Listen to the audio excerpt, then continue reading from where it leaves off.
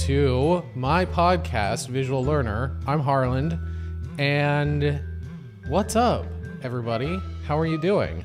I've had a pretty busy week. I guess let's talk a little housekeeping before I get into the main meat of this episode.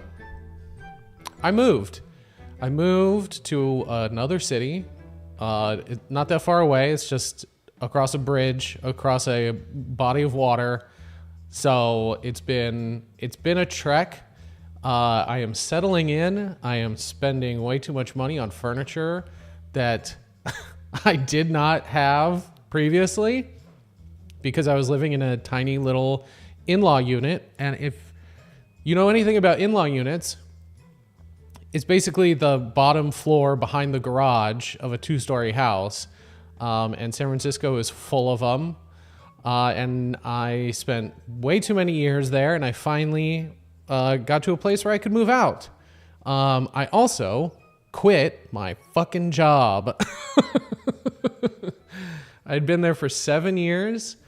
And luckily, I have friends. The only way you can get a job nowadays is if you know somebody that will hire you.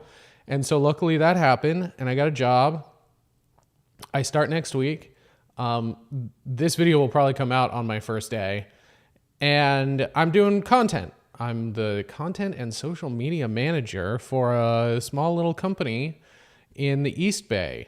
So I'm not going to tell you what it is because I don't need anybody showing up to my place of work. Although at some point you'll probably figure it out. I'm going to be in some of these videos that I'm making for the brand. So whatever. We'll cross that bridge when we come to it. What else is going on? I didn't realize how stressed I was from moving until I got a canker sore. Every time I get stressed, canker sore, it's the one weird quirk of my body that I've discovered. Every time I'm stressed, boom, disgusting, awful canker sore. It actually kind of hurts to talk right now. So if you see me doing the Stallone lip, I'm babying it. That's why it looks like I had a stroke. I also started a Patreon. Finally, I have been talking about it for like a year, maybe. And I finally did it. There's 3 tiers, $1, $2, and $5. The $1, I mean, for $1, you basically get all the content that I'm going to post to YouTube on there.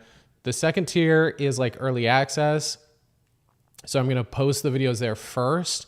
And then the third tier is, when I have behind the scenes stuff to share, that tier will get access to that. Eventually, I would like to do more, offer more benefits and things like that. I have merchandise designs that I would like to either include as part of the Patreon tiers or just sell it outright. But eventually I want to offer more stuff. It's just one of those things where it's trying to figure out how do I balance my new day job and how many hours a week can I use to just schedule and plan and manage a Patreon on top of, making videos and a podcast. So there's a lot on my plate, and it's going to be slow going at first to kind of see what the interest on Patreon is, and kind of go from there. But, if you want to just spend $1, on Patreon and to just support me, that would be great. If you can't afford it, then don't give me money. Don't. It's fine. I had a conversation. I don't know if you watched the video I did with Austin. We kind of talk about that, and I was inspired partially to actually do this because of what he was doing with his podcast, making it. He makes way more content than I do, and he puts it all on Patreon for $1, as opposed to Instagram and YouTube and TikTok and everything now. I'm kind of in a different place with that. But making it $1, I think, was it was cool to see. And so, I mean, listen, at the end of the day, I'm just saying I ripped off his idea. Not that it's like a unique idea or anything, making $1 Patreon, but credit where it's due. I saw him do that and I was like, oh, I should probably, that makes sense, So that's what's going on. Please go subscribe to that if you want to.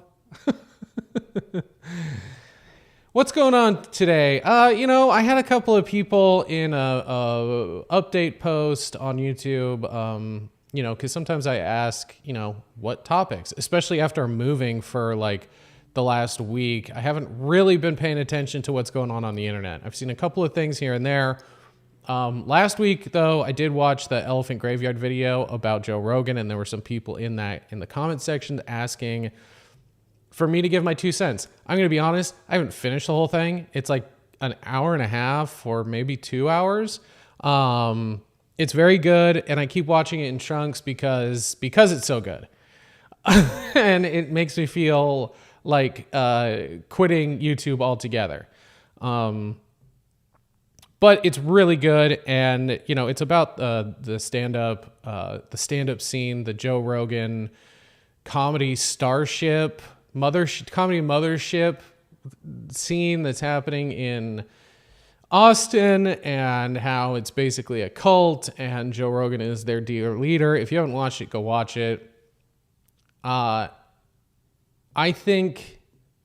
What are my thoughts on it? I mean, it's great. It's a great video, and it's a strange time for stand-up comedy because so much of it overlaps a Venn diagram of like weird manosphere conspiracy theorists that he has on, and he's cultivated this whole group of sycophants, some who have been in the stand-up comedy scene for much longer than Joe Rogan, sucking his ass all the time.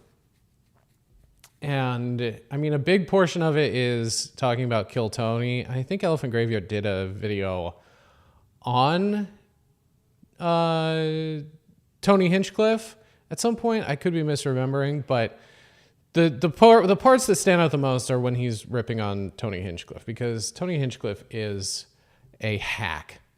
That dude sucks. The whole Kill Tony bro. The fact that it got a Netflix deal, like special, is crazy to me. It's a worse version of the Comedy Central roasts. It is so unfunny, so mean-spirited. And there's some people that show up on the panel that I'm like, you're better than this. What are we doing here? Like Adam Ray. I like Adam Ray. What the fuck is he doing on Kill Tony? I like Shane Gillis to a certain extent. He is not the Trumper weirdo that I think a lot of people think he is. And like there's clips of him on Joe Rogan's podcast where he's like telling Joe Rogan, like, you're an idiot, shut up.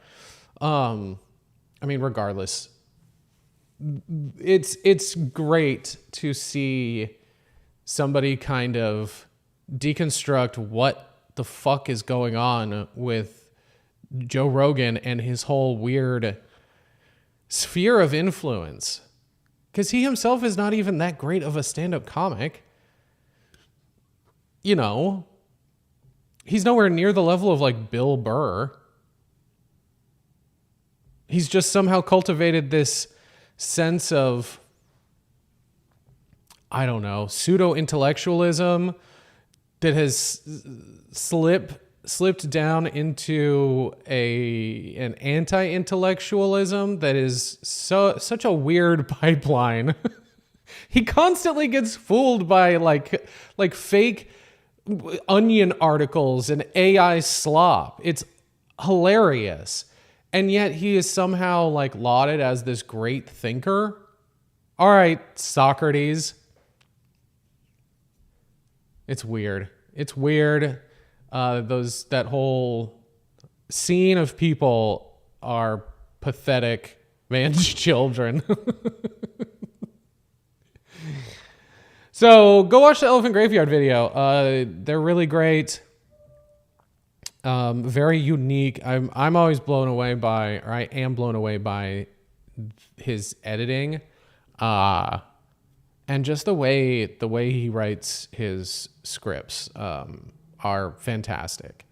I wish I could be that good. I wish I was as good as that with my own content. But you know, I'm trying different stuff occasionally. So, I mean, there's a big thing I want to talk about at towards the end of this, the whole Taylor Lorenz dark money liberal thing, which I'll get into in a minute. But I saw this morning, these urgent care staff members in Santa Barbara. I have the article from the New York Post, a very reputable, outlet. So, California urgent care staff fired after posting dehumanizing TikTok mocking patients in exam room. If you're watching the video, I'll have the photos up right next to my head. But these nurses took a bunch of photos after, I assume, women or female patients came and sat on their exam tables with the nasty wax paper that comes out that makes everyone feel just awful about themselves to begin with. And they put you in that horrible, horrible gown. And they took photos where they're all gathered around the stains from the bodily fluids of the patients from the paper coverings, with captions that say shit like, guess the substance. Hey man, what? What the fuck? Don't want to. I don't want to know. Dude, hospitals are fucking disgusting to begin with. I don't want to know about I already know that there are bodily fluids just all over the place. Take a black light into a hospital. It must look like a horror show.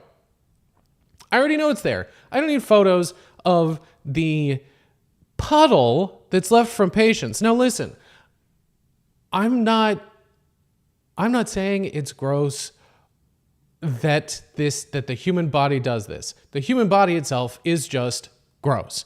We got dead skin cells and all kinds of shit that come off us. We're shedding all the time. You got eye boogers and, piss and shit come out of holes in our bodies. It's weird the longer you think about it.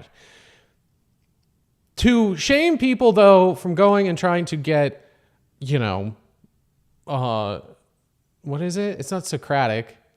Hippocratic urgent care. And to post this shit online is crazy. It's crazy. The fact that they're all like smiling and shit and making a joke out of it is so weird. And oh my God, all shapes and sizes.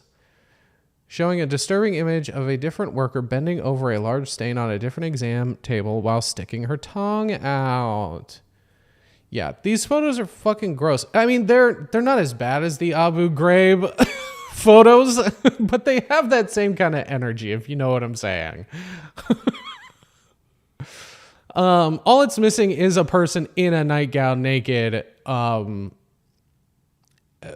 just physically there. They're all kind of doing the same thing. It's weird. Anyway, they all got fired. I wanted to bring it up because my mom was a nurse. I think she was pretty good, a pretty good nurse. I never went to take your kid to work day or anything with her. But by all accounts, she was a good nurse who cared about her job and would never do this shit. Now I think half of nurses and people in the medical industry are like that. They actually care and they wouldn't do some weird shit like this. However, I've been around enough nurses with my mom being in the medical field in various roles throughout my life. The other half are fucking psychos. A lot of, especially like the lower end, like LVNs, because they haven't gone through the RN program. It's like a whole other thing.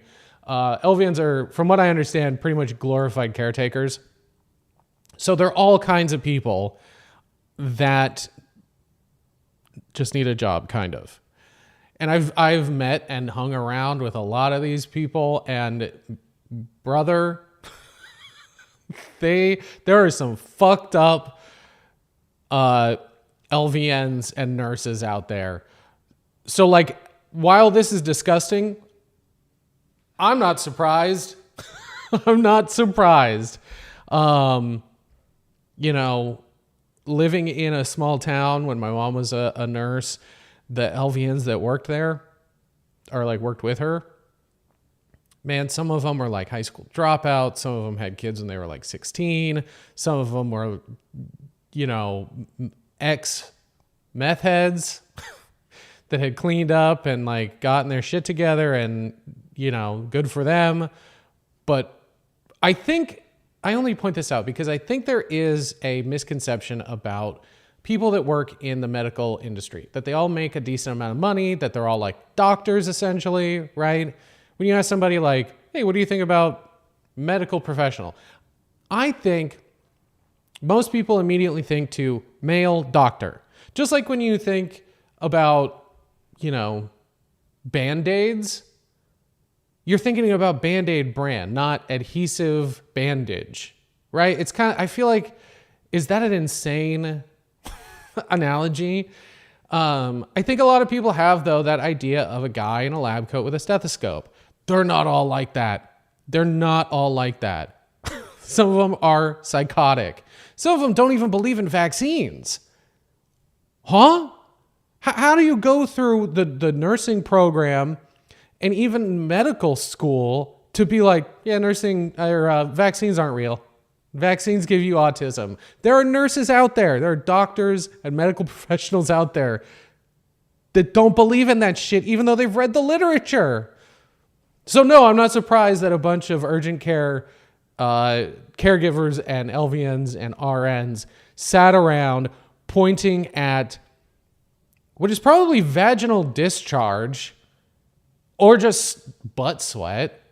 That's even worse. It's probably just butt sweat, dude. It's probably hot in your tiny little urgent care facility. You got no air conditioning in these fucking places. Yeah, they're going to leave a snail trail from their asshole humidity.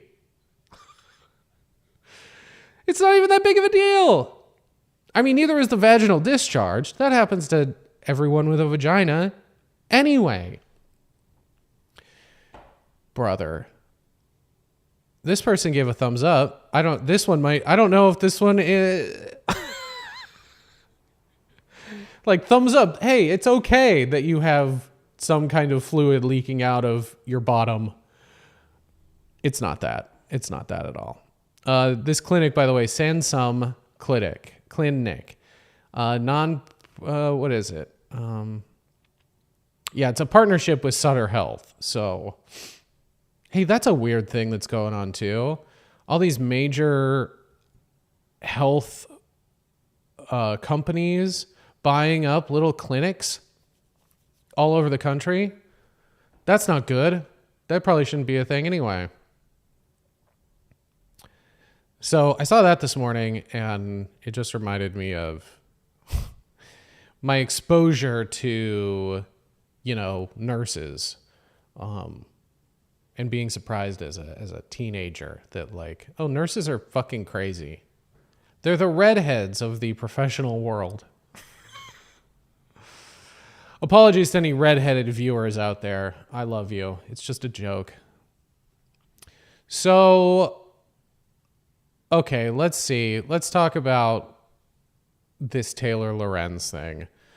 I need to pull some stuff up because there was an article that was published last week on Wired, and it's titled, "A Dark Money Group is Secretly Funding High-Profile Democratic Influencers." It was written by Taylor Lorenz, who is a political commentator. I don't know much about her. I know that she's been on like Hassan's stream. I used to follow her, but I've heard mixed things about her. Some people are like, she's doing a great job. It literally also feels like it's 50% split between like, you know, I guess online leftists, but there's a lot of liberals that follow her too. But within those two groups, it's like half of them are like, she's great. The other half are like, she's sketchy and weird. And so this whole thing, I just don't know what to believe. There have been a lot of content creators that I follow that have kind of supported what this article claims is happening. And then there are also people that I respect and follow that are saying the opposite. And people have a fundamental misunderstanding of what the situation is. I don't know what to believe at this point. There's so much information that came out about this over the course of a couple of days that every day I was learning something new and somehow felt like I knew less. So the byline, no, it's not byline. It's like a little descriptor thing, whatever it's called. Subheading. An initiative aimed at boosting Democrats online offers influencers up to $8,000 a month to push the party line. All they have to do is keep it a secret and agree to restrictions on their content. Now, I'm not going to obviously read the entire thing, but I did read the article. And upon first reading, if you don't know anything else or you haven't heard anybody talk about it, you're like, oh shit, this is kind of crazy. They mention Aaron Parnas and David Pakman as, you know, political commentators who were part of I can't remember how they describe it. It's like a think tank situation where basically they're taking money in order to dole that out to creators who are part of Chorus. Chorus is like the I don't know, an LLC or whatever it is. And that money comes from the 1307 or fund or whatever the fuck. I can't read the article because it's locked behind a goddamn paywall.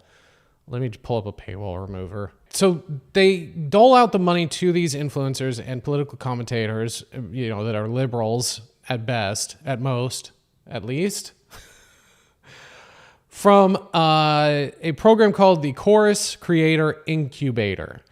And it's funded by liberal dark money, quote unquote, from something called the 1630 Fund. Now, the 1630 Fund is they've financed a bunch of attack ads against Trump and other Republicans. So, you know, they're on at least the right side of things. I don't know much more about them than that. I know that it comes from, there's a certain kind of nonprofit where you don't have to disclose, you know, the donations or that you're taking money from a government. I mean, it's like a PAC. It really feels like a political action group, committee, political action. What does the C stand for? Political Action Committee. Okay, I was right. So that's why it's called dark money, is because of the kind of nonprofit it is. It's like what the fuck is it, dude? I should have done some research before I just started talking about this shit. 501c3 or 4.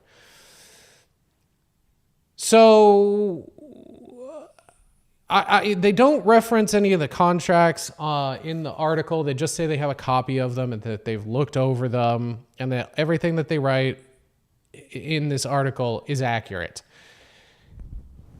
The thing is that I've seen some criticisms about the way this is written. That, you know, one, that it makes it sound really scary, that the dark money thing is, you know, fear mongering. You know, there could have been a different way that you could have phrased it. But at the same time, it's like, this is the same shit that Republicans do. We call that dark money. Why don't we call this dark money? It comes from the same 501c3 or 4, whichever one it is, right? They do the same fucking thing. Now, in response to that, there's some people that are saying, well, Republicans and conservatives who use this dark money, their own dark money groups, you know, they're spending hundreds of millions of dollars, an insane amount of money that dwarfs what this group, Chorus, is offering the creators that it's working with. But then again, it's like also in response to that, some people are like, well, we shouldn't resort to the tools of our ops, essentially. We shouldn't do it that way. Now, to me, it kind of feels like we have to work within the system to a certain extent, right? That line of argument really kind of feels like when they take the low road, we take the high road. And like, I'm not a believer in that either, right? I kind of don't see a problem with using the tools of my enemy to beat my enemy. You know, I know that you run the risk of turning into that person if you use those tools enough. But I think, yeah,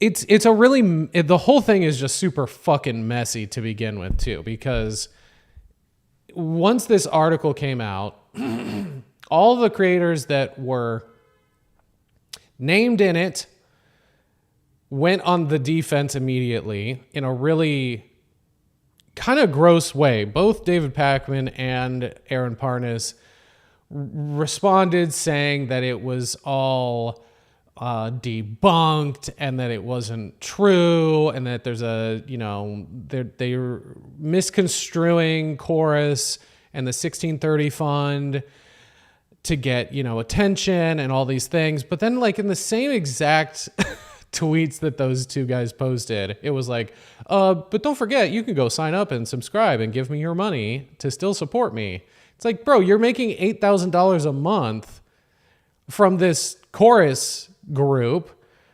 What? That's just a bad look. And then I guess recently fucking Dave, damn it, I keep hitting my microphone. I'm sorry if you can hear that.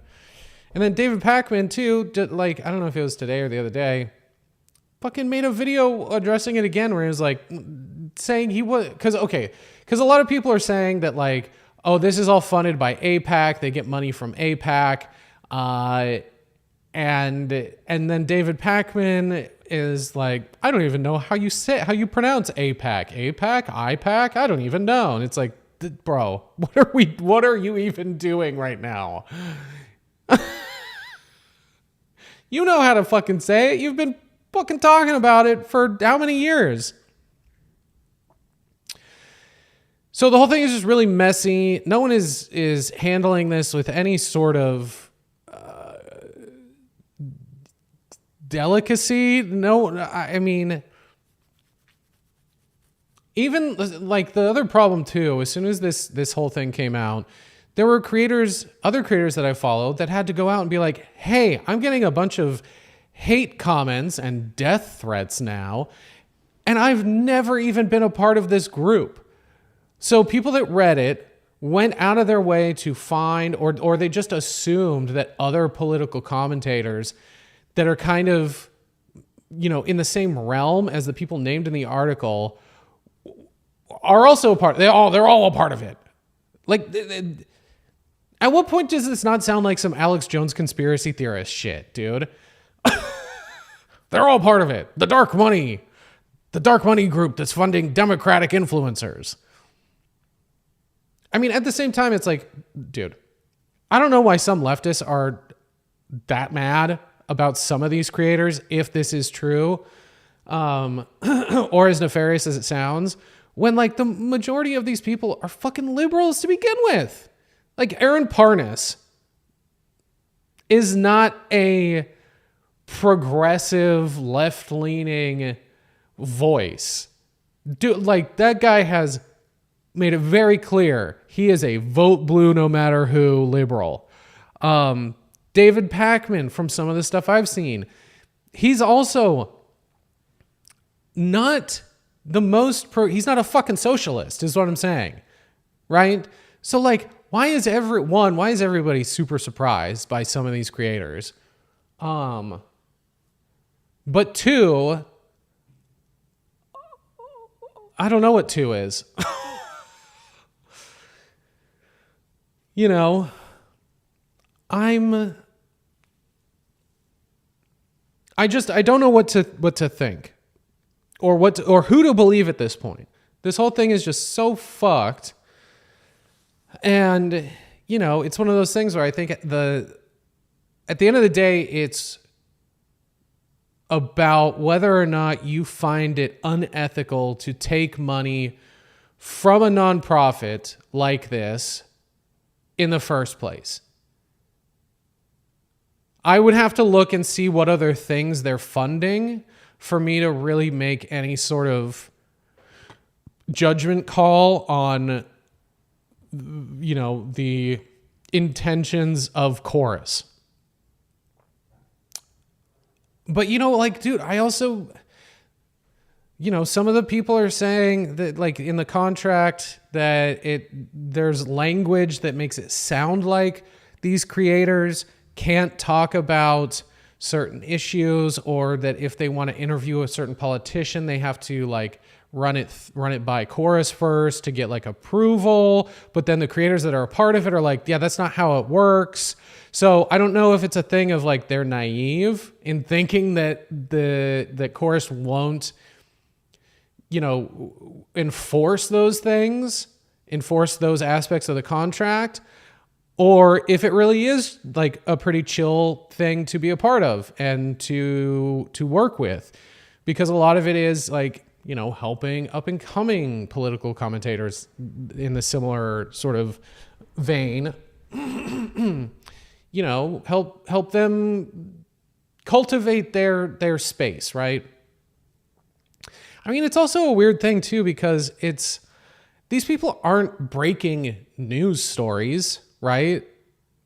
Like, they're collecting and scouring the internet for breaking news, and then they're just kind of sharing that with you. You know, I'm sure some of it with a liberal bent, but these people aren't like reporters. They're content creators that talk about politics. Like, why? I don't know if we need that more. I think we do on like the liberal Democrat side, definitely on the leftist side, because that's what, you know, I mean, the right-wing version are Ben Shapiro sitting and literally reading the fucking news and then having some brain dead take about it. I've never really seen these people talk about any sort of political topic, issue, or anything, and be really taking a real stance on any of it.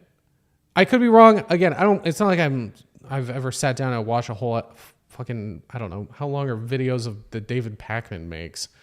You know, I've watched some Philip DeFranco stuff, but I don't know. I just don't know what the fuck is going on at this point, and I'm tired of it. I mean, it's died down somewhat now. But like one of the other things that I saw someone talking about is that Taylor Lorenz has also taken money from this fund that she is talking about as if it's some clandestine hood-wearing group of billionaires. Like, you've also taken money from these people. It's a weird, the whole thing is just so weird.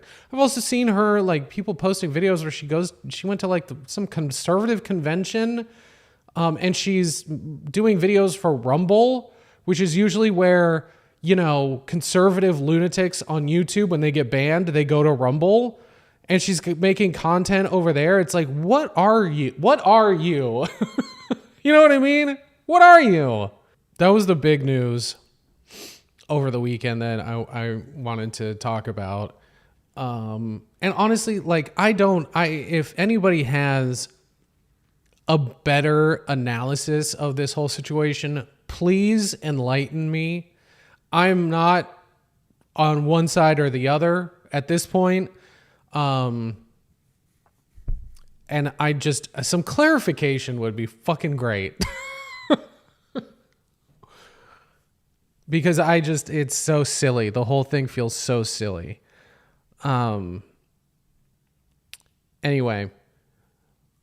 I didn't have anything else really I wanted to talk about. Let me pull up, see if anybody submitted some questions or advice before we go. All right, so we got a couple of old ones here that I'll rapid fire get through real quick so I can clear these. Make sure you go to in the description. There's a form you can fill out to ask me advice or questions or give me topic ideas and things like that to talk about in later episodes of this podcast. Somebody asked, how has your taste changed from teens to now? Also, a band would you ban from Earth if you could? Honestly, my music taste hasn't changed that much since I was a teenager. Growing up, I was always listening to the oldies radio. So I still like a lot of oldies. Steely Dan, you know, I can't think of any other bands because it's like when someone asks you what your favorite movie is, your mind goes blank. And then I grew up, and then, like, you know, my teens, I was listening to Korn and Deftones. I still love Deftones. Their new record rips. Everybody should go listen to that. Weird title for a record, Private Music. I was confused when it showed up on Apple Music, and I was like, wait, huh? I thought that it wasn't out yet, and that was the default title of the record because it hadn't released yet. And so it was showing up as like a default, this music is private, but that's the actual name of the record. Anyway, it's really good. Go listen to Deftones. Yeah, music taste hasn't changed much at all, if I'm being completely honest. I think I listened to a wider variety of music. But it hasn't, honestly, I like the same shit that I did back then. I like a lot of it. I like it all. Let's see. How do you deal with the inevitability of your followers forming a parasocial relationship with you? Do you think you've personally ever had a fixation on a celebrity or content creator? I just try not to think about it. It's inevitable that it's going to happen. And so what the fuck am I going to do? The only way that I can combat it, I think, is to point it out and be like, hey, don't be weird. I should put that on a t-shirt. Don't be weird. But like, I get it. I've been there. I've had parasocial relationships or fixations on famous people in the past. Yes, I have. I don't know how much detail I should go into. As a teenager, especially with when I was a teenager, there was no fucking YouTube, right? There was barely internet. So it was always like celebrities or whatever. And all those like gossip magazines that would be in the checkout aisle, at the grocery store. And, you develop a version of that person that is not at all real. You don't realize that until much later. Honestly, with the advent and acceleration of the internet and behind the scenes videos you can find and you know, movie featurettes and just the never-ending press tour. I think that now, at least for me, it's harder to form a parasocial relationship with a celebrity because you really do get to see all sides of them. And you're like, ew, that doesn't line up with what was in my head, the way you answered that question or whatever. So I think it's honestly, the more access you have, the harder it is to create those fixations. But it is what it is, you know, as long as people, again, aren't weird about it. I can't control how somebody feels. And I think too, to a certain point, like the fantasy is fine, you know, because we all kind of experience those things. I think it's fine. You know, I think it's fine to fantasize about, you know, who this person is, or like even thoughts like, man, we'd be such good friends.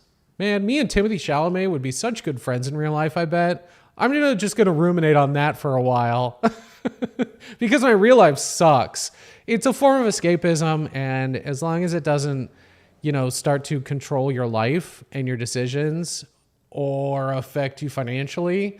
I think that's one of my biggest problem with like Swifties, dude, is it's a similar thing to like Michael Jackson fans in like the 80s and 90s, where you look like you are going through a manic episode. I mean, she really exploits her fans a lot more, I think. She makes like a dozen different record covers for every album. Unnecessary. Not just because you're clearly just trying to wring every last penny out of your fans, but you just, you know, 12x'd the amount of records you need to make, which is not good for the planet. How much more money do you need? T Swift? Taylor? Somebody else has, please do a tattoo tour. I already did that in an old video that you can go watch. I don't know I can't remember what it's called. But I did that. That exists. How do you feel? How do you deal with dating as a content creator? What's your type? Well, I'm not going to tell you what my type is, but, dude, I've been so busy. Dating is like not even near the forefront of my brain or priorities right now. I've had several relationships, and the last one was fine, but it was got really intense in a really short period of time. And after that, I realized that was one of my, toxic traits in a relationship is I tend to say I love you way too soon.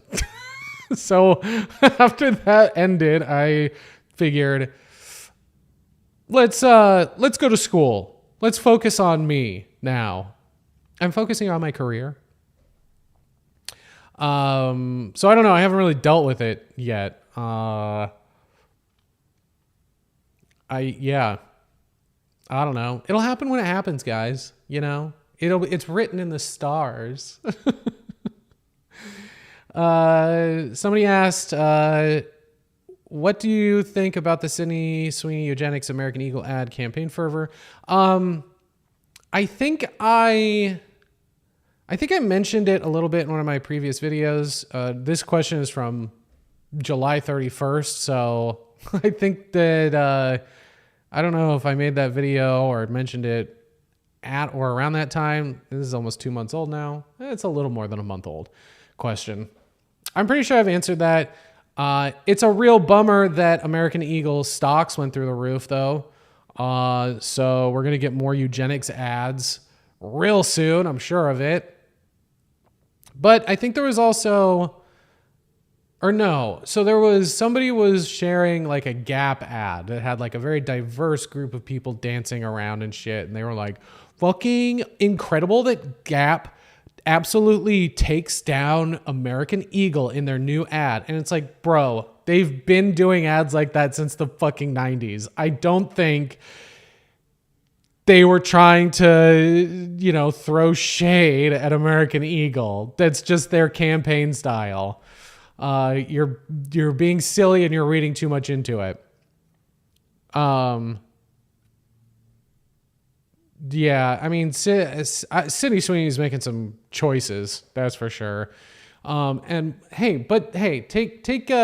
take solace in knowing that like the last two movies that have come out that she's in have fucking bombed. I don't know that it's necessarily because people aren't going to see it because of the American Eagle ad campaign, or just because they're bad.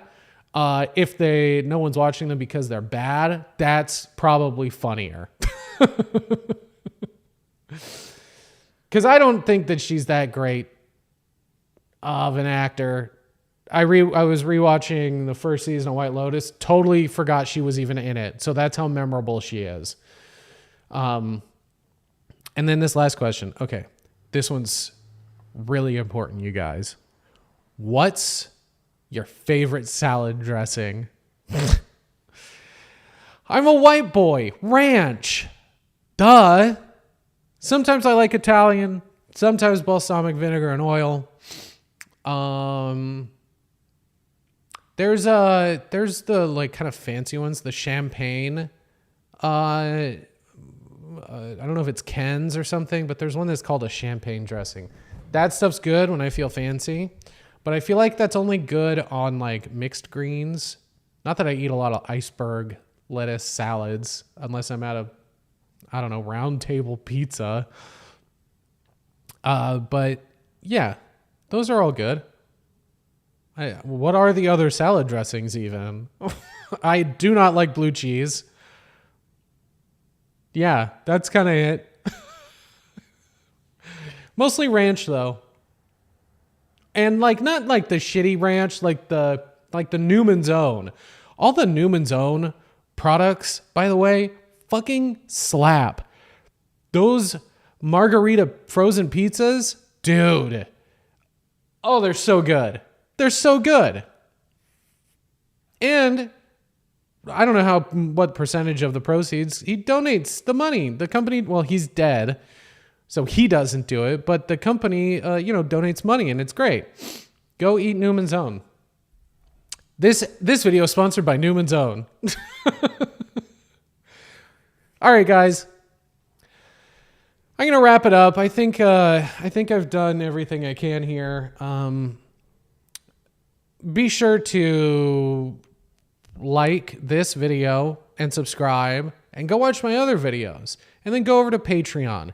And if you have $1 a month to spare, that's 3 cents a day.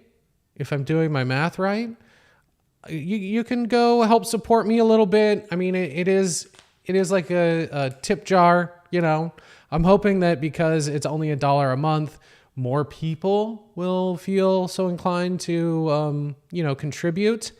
And eventually I wouldn't need a day job anymore. That would be pretty fucking cool, right?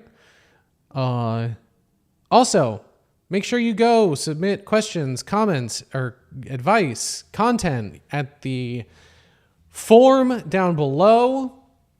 Give me ideas on stuff I should talk about in the future. I'm working on a video about moving. I think that's going to be my next one. And then I had an idea for a video about collecting, but I don't remember what the rest of it was. I found a saved post though that I saved because I was like, there's something there. And now I don't fully remember what the topic, thesis, argument was. So I'll probably do that one at some point later, but started writing a script about moving and furniture. So if you have an interest in interior design and the stuff like that, I'm gonna do my best to make it an interesting video and maybe film myself putting some furniture together for fun.